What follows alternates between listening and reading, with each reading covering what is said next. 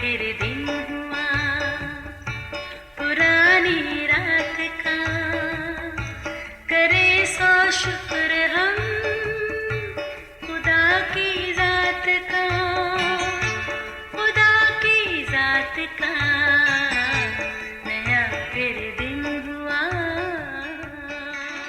آج کی آیت: دیکھ میں خداوند تمام بشر کا خدا ہوں، کیا میرے لیے کوئی کام دشوار ہے؟ یرمیہ 32 باب 27ویں آیت۔ عزیزو، انسانی زندگی میں رشتے ناتوں کی بڑی اہمیت ہے۔ جس سے بھی بات کی جاتی ہے اس سے ہمارا کوئی نہ کوئی تعلق ضرور ہوتا ہے۔ ہاں، بعض اوقات کسی اجنبی سے بھی بات کرنے کا موقع مل جاتا ہے، پر دل کی بات تو بس اسی سے ہو سکتی ہے جو ہمارے دل کے قریب ہوتا ہے۔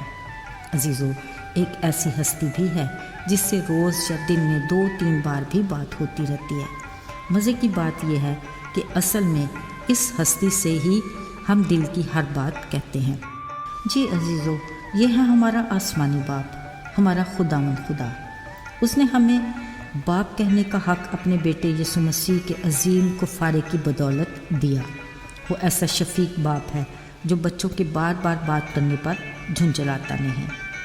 ہماری زندگی میں بہت سے حالات ایسے آتے رہتے ہیں جو ہمارے بس میں نہیں ہوتے، پر ہمیں ایک تسلی ضرور ہے کہ ہمارا باپ ایسا خدا ہے جو ہماری نہ صرف سنتا ہے بلکہ ہر مسئلے کو حل کرنے اور تمام مشکلات کو دور کرنے کی قدرت رکھتا ہے، کیونکہ وہ ہماری ان سب چیزوں سے کہیں بڑا ہے۔ عزیزو، اس سے بات کرنے کے لیے خوبصورت الفاظ یا کسی فلسفے کی ضرورت نہیں۔ اس کی نگاہ ہمارے دل پر ہے اور وہ ہماری نیت کو بھی پرکھ لیتا ہے۔ کبھی ہم کچھ ایسا بھی مانگ لیتے ہیں جو اس کی مرضی اور ارادے کے مطابق ہوتا بھی نہیں، پھر بھی وہ ہماری بات سنتا ضرور ہے۔ بعض دفعہ لگتا ہے ہماری کئی بار کی دعا کا جواب نہیں مل رہا، پھر بھی ہمیں مانگتے رہنا ہے۔ یاد رہے، اس کے حضور دیر ہے اندھیر نہیں، اور یقیناً اسی دیر میں ہماری بھلائی ہے۔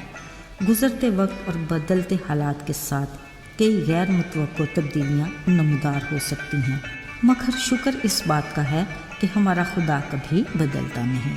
اس کا ایجنڈا ہمارے لیے وہی ہے جو اس نے پلان کر رکھا ہے۔ عزیزو، اکثر ہم اپنی دعا کا جواب نہ ملنے پر مایوس ہو جاتے ہیں، مگر ہمارا ایمان اس قدر مضبوط ہونا چاہیے کہ وہ ہمارے سیاہ دنوں اور فکروں پریشانیوں کے دھندلے سائے میں بھی خاموشی سے اپنا کام کر رہا ہوتا ہے۔ وہ اپنے کام کو بخوبی جانتا ہے، اسے صلاح کاری یا مشورت کی ضرورت نہیں، کیونکہ اس میں تو حکمت کا گویا خزانہ پوشیدہ ہے۔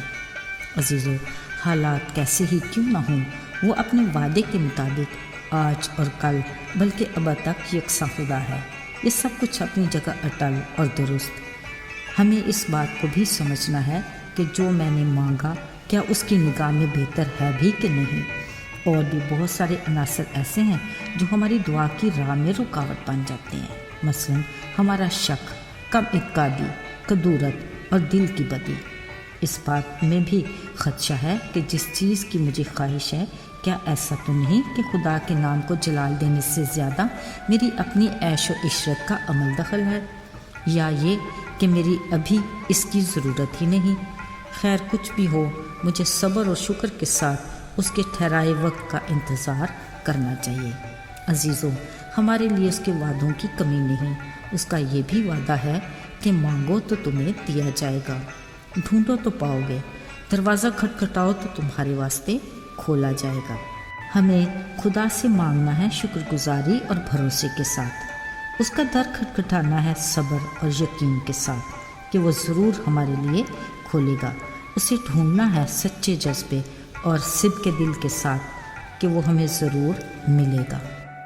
عزیزو، ہم نہیں جانتے کہ آنے والے وقت میں اس کی ہمارے لیے کیا مرضی ہے، لیکن اس بات کا کامل بھروسہ ہے کہ وہ جو بھی کرے گا ہماری بھلائی اور اچھائی اسی میں ہے۔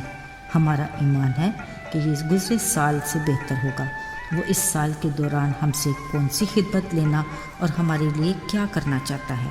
ہمارا فرض یہ ہے کہ ہر پل اس کی آواز سننے کے لیے تیار رہیں۔